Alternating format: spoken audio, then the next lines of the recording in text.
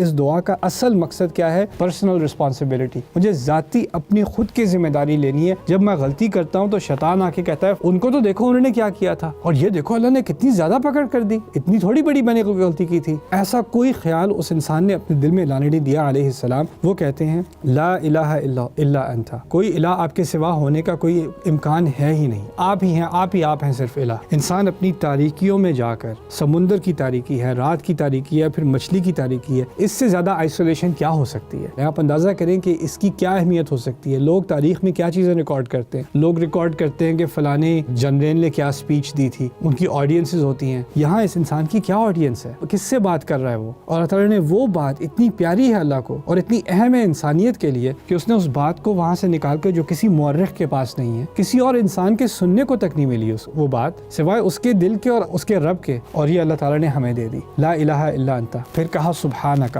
آپ ہی سب عیب سے پاک ہیں۔ اللہ تعالیٰ کی جو عیب سے پاکیزگی ہے نا، اس کا ایک نتیجہ یہ کہ مجھے اپنے عیب نظر آنے چاہیے۔ اگر مجھے اپنے عیب ہی نظر نہیں آتے تو میری سبحان اللہ میں کمزوری ہے۔ تو جب انہوں نے سبحانک کہا ہے تو دو چیزیں ایک دفعہ میں اعتراف کیا ہے، ایک تو میں اپنے عیب کا اعتراف کرتا ہوں، اور میں پھر اس بات کا اعتراف کرتا ہوں کہ عیب سے پاک صرف آپ ہیں۔ تو آپ نے جو سزا دی ہے، آپ نے جو مشکلات مجھ پر ڈالی ہیں، ان میں سے کسی چیز میں عیب نہیں ہو سکتا۔ عیب ہے تو میرے اندر ہے، آپ کے اندر نہیں ہے۔ پھر کہا عجیب الفاظ ہیں، انی کنت من الظالمین، میں تو غلط کرنے والوں میں سے تھا ہی۔ یعنی انہوں نے ایک غلطی کی ہے لیکن بات ایسے کر رہے ہیں جیسے وہ ساری زندگی غلطیاں کرتے رہے ہوں۔ ایسے کہہ رہے ہیں کہ میں ایک غلطی کا تو مجھے احساس ہے، لیکن میں یہ سمجھ کر کہوں کہ اللہ نے اس غلطی کی وجہ سے مجھے یہاں پر ڈال دیا، ہو سکتا ہے اور غلطیاں بھی کی ہوں میں نے، مجھے اس کا احساس بھی نہ ہو۔ مجھے تو اس بات کا احساس بھی نہیں ہوتا مجھ سے غلطیاں کیا ہوئی ہیں، میں اس بات کو سامنے رکھتے ہوئے کہوں گا انی کنت من الظالمین، میں تو ظلم کرتا ہی رہا ہوں۔ یہاں پہ تو انہوں نے معافی بھی نہیں مانگی، بس اعتراف کیا ہے، یہ بھی نہیں کہا مجھے معاف کر دے یا مجھے نکال دے۔ اب ہمیں اس سے کیا بات سیکھنے کو مل رہی ہے، اس کا ہمارے ساتھ کیا تعلق ہے؟ تو ایک نبی کی بات ہو رہی ہے اپنے رب کے ساتھ۔ فاستجبنا لہ، ہم نے اس کا جواب دیا، ونجیناہ من الغم، اور ہم نے اسے غم سے نکالا۔